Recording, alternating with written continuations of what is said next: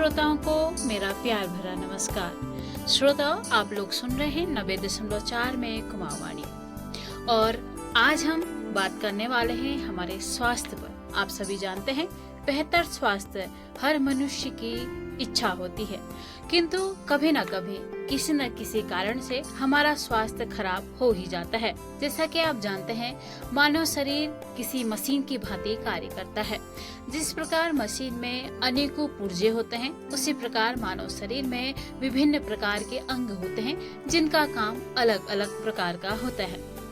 अक्सर हमारे इन्हीं अंगों में कुछ आम समस्याएं देखने को मिलती हैं। आपको आश्चर्य होगा, वर्तमान में हमारे पित्त से संबंधित पथरी भी एक सामान्य बीमारी का रूप लेते जा रही है, क्योंकि हम जानते हैं पित्त हमारे शरीर का एक महत्वपूर्ण हिस्सा होता है। यह हमारे शरीर में वसा को पचाने का कार्य करता है ताकि हमारे शरीर में कोलेस्ट्रॉल की मात्रा अधिक ना बने। अब सोचिए, अगर हमारा पित्त खराब हो जाए तो वसा का विघटन अच्छे से नहीं होगा और हमारे शरीर का कोलेस्ट्रॉल भी बढ़ सकता है। इसीलिए आज हम जानने की कोशिश करेंगे कि आखिर क्यों पित्त की यह समस्या इतनी आम हो रही है और जो लोग आज पित्त से संबंधित पथरी का सामना कर रहे हैं वो किस प्रकार से अपने खान पान का ख्याल रखें और भविष्य में किस प्रकार की देखभाल अपनी करें। और इस चर्चा के लिए टेलीफोनी माध्यम से हमसे वार्तालाप करेंगे बीटी पांडे के चिकित्सक। तो सर नमस्कार, स्वागत है आपका रेडियो कुमाऊवाणी पर। पहले तो मैं आपका धन्यवाद करना चाहता हूँ कि आपने मेरे को इसमें बुलाया है। आपके सभी श्रोताओं को मेरा नमस्कार जी। और मेरा नाम वीरेंद्र कुमार मिश्रा है और मेरी स्कूलिंग लखनऊ से हुई थी और MBBS मैंने चेन्नई से किया है और MS की पढ़ाई मैंने दिल्ली से की है जी। सर, जैसे कि हम आज पित्त को लेके यानी कि पित्त की पथरी को लेके चर्चा करने वाले हैं। मेरा पहला सवाल यही होगा कि पित्त की पथरी दरअसल है क्या, क्योंकि हमने गुर्दे की पथरी तो सुना था, पित्त की पथरी थोड़ा नया है, तो थोड़ा सा इसके बारे में हमारे श्रोताओं को आप जानकारी देंगे।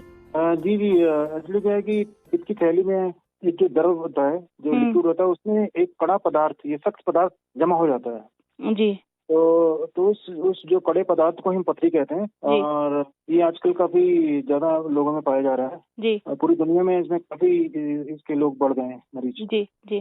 तो सर, ऐसा क्या कारण है जो ये समस्या वर्तमान में बढ़ रही है?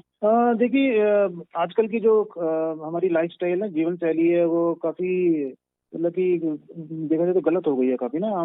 पूरी पश्चिमी वेस्टर्न लाइफस्टाइल हमने अपना ली है जी। और जैसे कि हमारा जैसे पहले तो खान पान है ना, खान पान जैसे हम फास्ट फूड ज्यादा खा रहे हैं, हम लोग बाहर जाके ज्यादा खा रहे हैं, जैसे कि पिज्जा, बर्गर, मोमो, चाउमीन इत्यादि ना जी। ये हम ज्यादा इसको सेवन कर रहे हैं। जबकि और इसके अलावा जो हम घर से ज्यादा बाहर भी नहीं निकलते हैं, मतलब अधिक कई लोग ना घर से बाहर ही, घर में ही रहते हैं ज्यादातर और फिजिकल एक्टिविटी नहीं है, मतलब कि कोई भी ज्यादा फिजिकल एक्टिविटी नहीं है और हम अधिकतर टीवी या मोबाइल वगैरह देखते रहते हैं। और इसके अलावा जो है पूरी दुनिया में मोटापन जो है ना, वो मोटापन, ओबेसिटी बढ़ गई है काफी जी। तो ओबेसिटी भी हमने पाया रिसर्च में कि ओबेसिटी भी एक बहुत इंपॉर्टेंट कारण है ये गॉल की थैली में पथरी होने का जी। इसके अलावा जो है जैसे हमने पूरी दुनिया में जो ये हमने पाया है कि शुगर के मरीज ना पूरी दुनिया में बढ़ रहे हैं जी। इंडिया तो बढ़ ही रहे हैं, इंडिया में तो काफी हो गए, पूरी दुनिया में भी बढ़ रहे हैं। और वो डायबिटीज का रिसर्च में पाया है कि डायबिटीज का इसका काफी ज्यादा संभावना होती है इसकी जी। पथरी की जबकि नॉर्मल के मुकाबले जी। तो ये सब कारण है जिसकी वजह से ये आजकल जो है पित्त की थैली में पथरी जो है का पाया जाना ज्यादा बढ़ रहा है जी। सर, जैसे कि हमने इस विषय को लेके थोड़ी सी केस स्टडी भी करी थी, तो हमको देखने को मिला इस समय पुरुषों की अपेक्षा महिलाओं को पित्त की पथरी ज्यादा हो रही है। तो ऐसा क्यों हो रहा है? क्योंकि कुछ एक मेजर जो कारण है आपने बता दिए, लेकिन महिलाओं की संख्या ज्यादा क्यों बढ़ रही है? जी, ये बहुत ही अच्छा सवाल है आपका। और इसमें रिसर्च में हमने पाया है कि जैसे कि महिलाओं में मोटापन ज्यादा पाया जाता है जी। और दूसरी की उनकी जैसे घरेलू महिलाएं होती हैं वो ज्यादा घर से बाहर कम निकलती हैं और इसके अलावा जो है फिजिकल एक्टिविटी उनकी बहुत ही कम होती है जी। और इसके अलावा जो है ना, और जो इम्पोर्टेंट कारण की हार्मोन्स होते हैं महिलाओं में, हार्मोन्स होते हैं ईस्ट्रोजन और प्रोजेस्टेरोन जो है वो ज्यादा पैदा होती हैं, तो उसकी वजह से ये जो है पथरी बनाने में ज्यादा वो करता है, मतलब कि मदद करता है जी ये ईस्ट्रोजन और प्रोजेस्टेरोन की ज्यादा मात्रा में होना। और इसके अलावा जो है महिलाओं में वो हार्मोन रिप्लेसमेंट थेरेपी का भी इस्तेमाल होता है, और गर्भ निरोधक गोलियां भी खाती हैं, तो इससे ये भी इसको पथरी को बढ़ाने में वो ज्यादा करता है, मदद करता है। जी जी। तो तो महिलाओं में इसलिए ज्यादा पाया हम्म जाता है पुरुषों के मुकाबले। जी। तो सर कारण जी तो हमने जान लिए, अब थोड़ा सा हम ये भी चर्चा कर लेते हैं, जब किसी व्यक्ति को पित्त की पथरी होती है तो उस दौरान उसे किस किस प्रकार की समस्या हो सकती है? जी जी।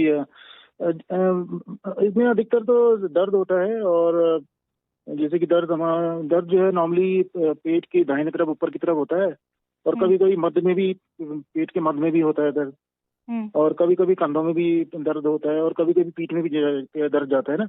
जी और इसके अलावा जो है मरीज जैसे जी मचलाना, उल्टी भी हो सकती है उसको, हम्म और पेट का फूलना और पीलिया भी हो सकता है कभी कभी। तो इस तरह जी के तकलीफें आ सकती है मरीज को, जी जिसको पथरी होती है। जी जी। सर जैसे कि आपने दर्द की बात कही, यानी कि इसमें मुख्य जो एक समस्या देखने को मिलती है वो दर्द से जुड़ी हुई है। तो पित्त के दौरान जो होने वाला दर्द होता है उसका टाइम पीरियड कितना होता है? मतलब पूरे दिन भर तक दर्द रह सकता है या रुक रुक के दर्द होता है? और अगर दर्द हो रहे हैं तो क्या नॉर्मली हम कोई भी दवाई खा सकते हैं इसके लिए? जी, एक्चुअली क्या है कि ये दर्द नॉर्मली तो ये 5 से 6 घंटे तक में ठीक हो जाता है। अच्छा। बट ये है कि कभी कभी ऐसा होता है कि पित्त की थैली में सूजन होती है, इन्फेक्शन होता है ना, जी। तो ये दर्द कई दिनों तक रहता है। फिर वो अच्छा। फिर दवाइयाँ और एंटीबायोटिक देनी पड़ती हैं, तब जाके ठीक होता है। जी तो इसलिए अगर इन्फेक्शन है पित्त की थैली में और सूजन है, तो फिर वो टाइम ज्यादा लगता है जी दर्द का ठीक होने में। बस जी यूजुअली 5-6 घंटे में ठीक हो जाता है। जी। सर तो एक जैसे कि एक तो दर्द इसका समस्या होगी। चलिए ठीक है, एक सामान्य व्यक्ति समझ रहा है कि मुझे थोड़ा-सा दर्द हो रहा है जहाँ पर मेरा जो है पित्ताशय है वहाँ पर, और एक ऐसे मैं पहचान सकती हूँ कि मुझे दर्द दर्द है या पित्त के वहाँ पर, तो यानी कि मेरा थोड़ा-सा पित्त में प्रॉब्लम है। तो दूसरा क्या ऐसा मतलब माध्यम है जिससे कोई भी व्यक्ति जान सकता है कि मुझे पित्त से संबंधित कोई परेशानी है, मुझे पित्त की पथरी है? जी हाँ, ये अच्छा सवाल है, क्योंकि कई बार इंसान भ्रमित हो जाता है ना कि ये कि दर्द किस वजह से है। क्योंकि हाँ। दर्द में तकलीफ तो होती है, तो उसको अब मरीज को रहता है ना जिज्ञासा कि भी क्या क्यों ऐसा हो रहा है, मेरे को क्यों दर्द हो रहा है। और जैसे कि वो दर्द कुछ और भी हो सकता है, पित्त की थैली की पथरी का भी हो सकता है, और कुछ और भी हो सकता है। जी। तो उसको रूल आउट करने के लिए, मतलब उसको अलग करने के लिए, उसको अच्छे से पता करने के लिए, हमें ये है कि सही से पता करने के लिए अल्ट्रासाउंड तो बेस्ट है और हुँ, आसान तरीका है। हुँ। तो अल्ट्रासाउंड से हमें बिल्कुल ही डाउट क्लियर हो जाता है कि इसमें इसकी थैली में पथरी की वजह से का ही दर्द है या कहीं कुछ और कारण है। जी, जी। तो सर जैसे कि जाँच भी हो गई और बिल्कुल पुष्टि हो गई है कि हमें पित्त की ही पथरी है। उसके बाद जी हम जी। उपचार की तरफ अगर बढ़ें तो इसका क्या-क्या उपचार हो सकता है? देखिए, इसका तो अभी पूरी दुनिया में सर्जरी इसको मतलब कि नाम हम मानते हैं कि सर्जरी इसका बेस्ट ट्रीटमेंट है। ऑपरेशन जो है इसी इसका सही तरीका है इसका इलाज का। और जी। कई बार होता है कि जैसे कि पेशेंट को ऑपरेशन लायक वो नहीं हो रहा है, जैसे बहुत ही ओल्ड एज है, या उसको कोई और तरह की तकलीफ है, हार्ट की बहुत ही सीवियर दिक्कत है, तो उसमें फिर हम दवाइयाँ चलाते हैं, जबकि जैसे कि दर्द तो ठीक कंट्रोल है, ये इस तरह का रहता है, बट मोस्टली तो सर्जरी है। अच्छा। तो जी जैसे आपने ऑपरेशन की बात की, तो इसमें मतलब मशीन से ऑपरेशन होगा या जो पुरानी पद्धति थी चीरा लगाने वाला सिस्टम वो चलता है, और दोनों में से कौन-सा बेहतर है?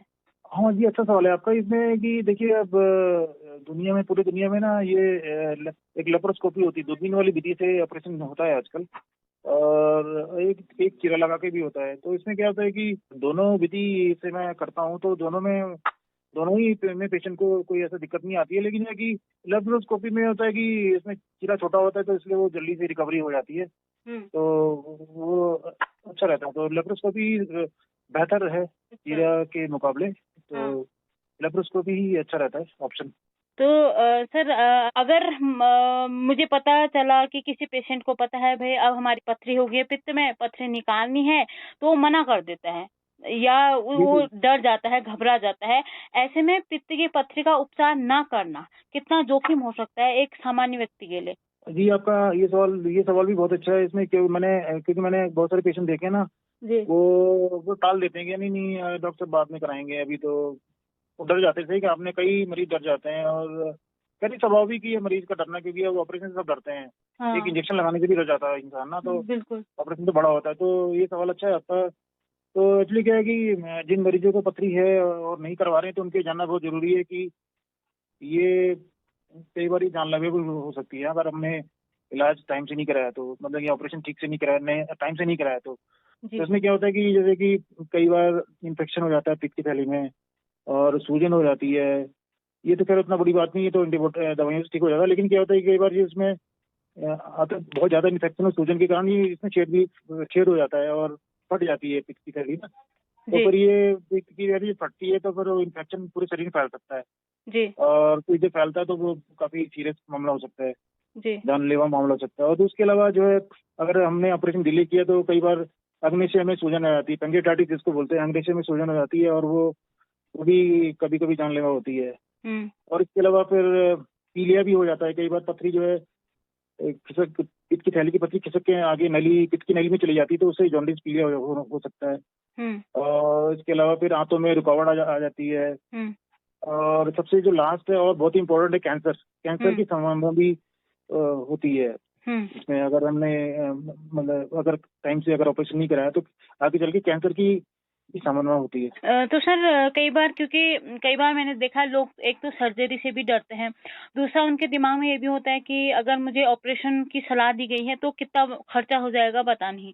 तो थोड़ा सा हम अपने श्रोताओं को इस चर्चा के माध्यम से ये भी बताने का प्रयास करेंगे कि अगर किसी व्यक्ति को पित्त की पथरी की समस्या है, वो लगभग उसके उपचार में कितना खर्चा आ सकता है। जी जी, हाँ ये इम्पोर्टेंट सवाल है, क्योंकि अब देखिए सभी के पास इतने संसाधन नहीं होते हैं, उतने पैसे नहीं होते हैं। तो जो गरीब है बेचारा, वो सोचता है कि अब मैं कोई पथरी होगी, मैं क्या करूँ, मतलब कैसे इलाज कराऊं, सस्ते में हो जाए फिर या फ्री में हो जाए। तो इसमें ये होता है कि जैसे देखिए हम हमारे उत्तराखंड में जितने भी सरकारी अस्पताल हैं उसमें तो आयुष्मान से जो है फ्री में हो जाता है, एक पैसा भी नहीं लगेगा।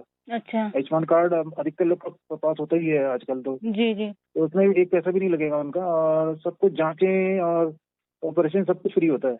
जी जी, यानी कि हमारे जो श्रोता अभी पित्त की पथरी से परेशान है, उन्हें अधिक चिंतित होने की आवश्यकता नहीं है, क्योंकि कम खर्चे में भी उनका उपचार ठीक से हो जाएगा।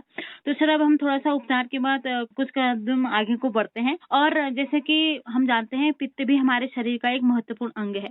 ऐसे में आपने जो उपाय बताया कि पित्त की पथरी होने के बाद उसको निकालना पड़ता है, तो ऐसे में क्या एक व्यक्ति सामान्य जीवन जी सकता है जब उसकी पित्त की थैली निकाल दी गई हो, या फिर उसको किसी प्रकार की कोई समस्या भी आ सकती है?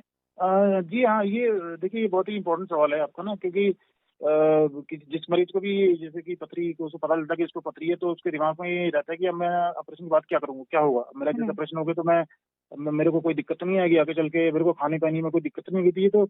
तो हर एक उस मरीज को आता है दिमाग में जिसको भी पित्त की थैली की पथरी का पता चलता है। इसमें क्या होता है कि मैं तो इतने सालों से ऑपरेशन कर रहा हूँ, और मैंने बहुत सारे मरीजों को देखा ऑपरेशन के बाद आते हैं मेरे पास, तो मैंने देखा है उनको ऐसा कोई खास दिक्कत नहीं आती। हल्का फुल्का दर्द कभी कभी कहते हैं जहाँ पर ऑपरेशन हुआ होता है, और बाकी वो बिल्कुल तंदुरुस्त और संतुष्ट मतलब मेरे को मिले जी। और अच्छी तरीके से आते हैं। और बच्चों को थोड़ा सा खान पीने का ध्यान रखना होता है, बाकी तो उनके सामान्य जीवन में आराम से जीते हैं, और वो सब कुछ करते हैं जो पहले कर रहे होते हैं, खाने से मतलब ऑपरेशन से पहले जो भी दिनचर्या उनकी पहले थी वो सब उसके बाद भी करते हैं। जी जी। जैसे बिल्कुल घबराने की जरूरत नहीं है। सर जो जैसे मैंने आपसे कहा भी कि हमने जब फील्ड पे इस विषय के बारे में थोड़ा सा चर्चाएं की, तो हमने पाया कि जिन महिलाओं का पित्त का ऑपरेशन हुआ है, जिनकी थैली निकाल दी गई है, कुछ महिलाएं ऐसी हैं जो भी स्वस्थ हैं, उनको कोई परेशानी नहीं होती, लेकिन कुछ महिलाएं ऐसी हमने देखी, अगर हम एज ग्रुप की बात करें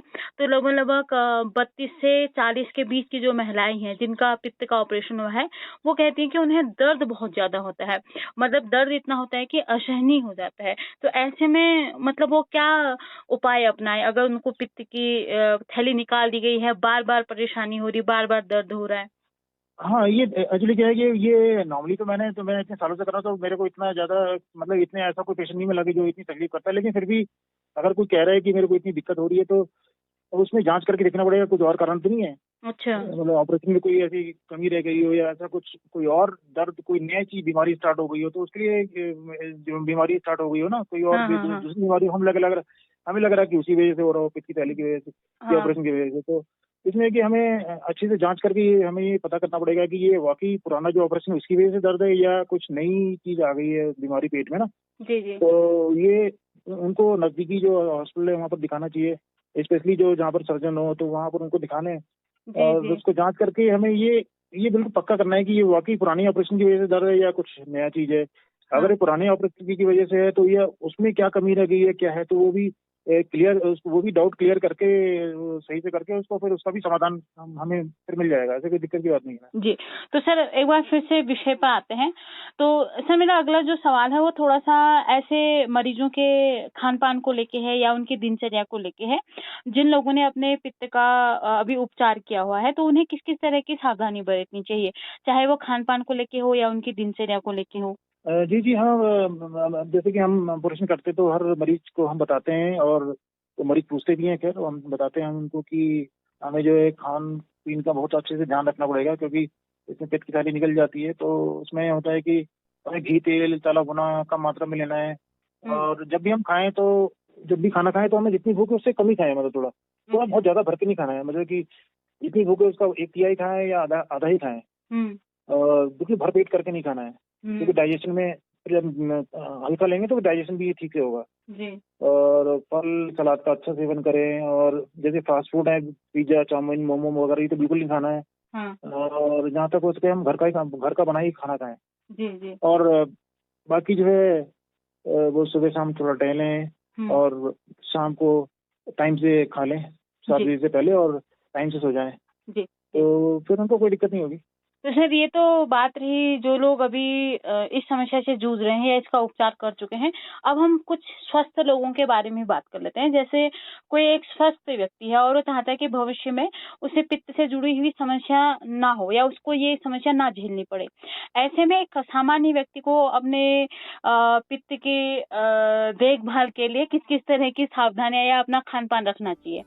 जी हाँ, जी सही बात है, ये हर एक के दिमाग में आता है।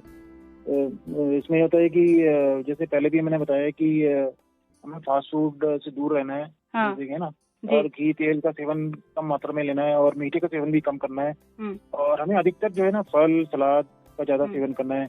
कच्ची चीजें होती है ना जैसे फल सलाद, ये कच्ची चीज ज्यादा सेवन मतलब ज्यादा करें, मतलब कि और पकी हुई चीजें थोड़ा कम लें। जी। और सुबह शाम वॉकिंग हल्का फुल्का टहलें और व्यायाम योगा करें और रात का खाना जैसे पहले बताया मैंने 7 बजे से पहले ही कर लें जी। और टाइम से सो जाएं तो वो स्वस्थ रहेंगे और कम संभावना होगी पित्त की थैली की पथरी की। तो सर आज की चर्चा में आपने हमें पित्त की पथरी को लेके बहुत अच्छी जानकारी दी, इसके लिए बहुत बहुत धन्यवाद करते हैं। आपको भी बहुत धन्यवाद।